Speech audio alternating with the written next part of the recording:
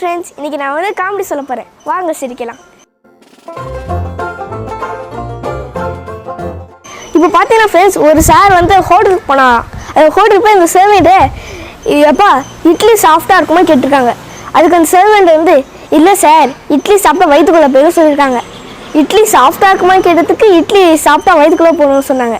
ஏன்னா அதில் இட்லி சாஃப்டாக இருக்குமா, சாப்பிட்டா இருக்குமா அப்படி சொல்லியிருக்காங்க ஃப்ரெண்ட்ஸ்.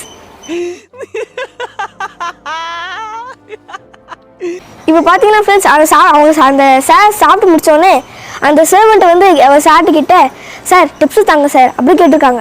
அதுக்கு அந்த சார் வந்து இட்லியில் கொஞ்சம் வெந்தயம் போட்டால் நல்லாயிருக்கும் சொல்லியிருக்காங்க.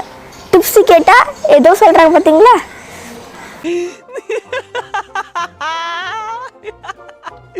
ஓகே ஃப்ரெண்ட்ஸ், ஒரு ஒய்ஃப் வந்து ஒரு நைட்டு அவங்க ஹஸ்பண்ட் வர்றதுக்குள்ளே ஸ்போக்கன் இங்கிலீஷ் படித்து நல்லா இங்கிலீஷில் நல்லா பேசுவோன்னு இருந்தாங்க.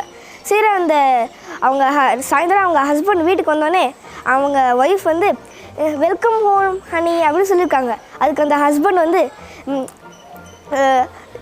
Honey I am so tired அப்படி சொல்லியிருக்காங்க. அதுக்கு அந்த ஒய்ஃப் வந்து என்ன சொன்னாங்க, ஓகே ரெஸ்ட் அண்ட் பீஸ் அப்படி சொல்லியிருக்காங்களா ஃப்ரெண்ட்ஸ். ஓகே ஃப்ரெண்ட்ஸ், உங்களுக்கு வீடியோ பிடிச்சா லைக் பண்ணுங்கள், கமெண்ட் பண்ணுங்கள், ஷேர் பண்ணுங்கள், மறக்காம சப்ஸ்கிரைப் பண்ணுங்கள் ஃப்ரெண்ட்ஸ். பாய்.